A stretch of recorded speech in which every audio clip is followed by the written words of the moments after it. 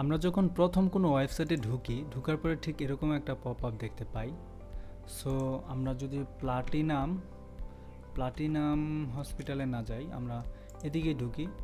ওয়েবসাইটে যখন ঢোকার পরে এরকম একটা পপ আপ দেখলাম, এটাকে আমরা মার্জিনটা সেন্টার নিয়ে আসি, তাহলে আমাদের জন্য খুব সহজ হবে। মার্জিন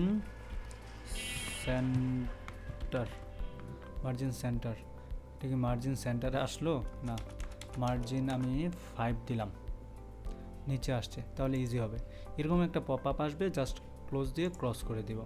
ওয়েবসাইটে যখনই ঢুকবো এরকম একটা নোটিশ দেখাবে, আমরা জাস্ট ক্লোজ দিয়ে দেবো। এরকম জিনিসটাকে বলা হয়েছে টোস্ট বলতে বিস্কিট খাওয়ার টোস্ট না, সেটা একটু বোঝো। সো এই কোডটা আমরা নিয়ে আজকে একটু চিন্তা করব। সো একদম সহজ, কঠিন কিছু না, জাস্ট এটার নাম হচ্ছে টোস্ট শো। ক্লাসটা টোস্টের হেডার, তারপর হচ্ছে টোস্টের বডি, ঠিক আছে, এবং ডিসমিস টোস্ট, এটা দিতে হবে। একদম সিম্পল একটা বিষয়। আমরা যদি এরকম চিন্তা করি আমাদের মতো, খেয়াল করো, আমরা যদি আমাদের মতো চিন্তা করি, তাহলে দেখো এখানে প্রথমে একটা কমেন্ট করে দিই। হ্যাঁ, এটা নিয়ে আমরা একটু আলোচনা করি আজকে। প্রথমে একটা ডিভ নিব, সেই ডিভের নাম থাকবে টোস্ট শো। আমরা ডিভের এখানে হাইফেন দিলাম, এখানে একটা ডিভের ভিতর ক্লাস নিব টোস্ট, তারপর হচ্ছে তোমার স্পেস শো, এবং এটা মাঝখানে নিয়ে আসার জন্য বা এটা মার্জিন দেওয়ার জন্য মার্জিন দিলাম 4। ওকে, গেল এতটুকু, আর কোনো কাজ করি নাই। তারপরে আমরা টোস্টের ভিতরে একটা হেডিং নিয়ে আসব, টোস্ট হেডার, রাইট। এখন আমরা ডট দিয়ে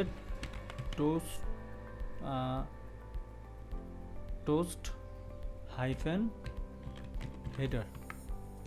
হেডার দিলাম। ওকে, টোস্ট হেডার দেওয়ার পর এখানে আমরা যেই লেখাটা লিখে দেব হেডারের ভিতরে, টোস্ট হেডার লিখে দিলাম। দেখো এই যে টোস্ট হেডার চলে আসছে লেখাটা, হ্যাঁ, ডিভের ভিতরে। পরে এই টোস্ট হেডারের ভিতরেই, খেয়াল করো, টোস্ট হেডারের ভিতরে একটা বাটন নিব, এটা নিচে। বাটনটা অবশ্যই বাটন টাইপ নিতে হবে। বাটন টাইপ নেওয়ার পরে সেখানে আমাদেরকে তোমার ডাটা বিএস ডিসমিস টোস্ট দিতে হবে, ঠিক আছে। আচ্ছা, সো এখানে একটা ক্লাস নিব, ক্লাস নেওয়ার জন্য একটা বাটনের ডিজাইন দিব, বিটিএন হাইফেন ক্লোজ।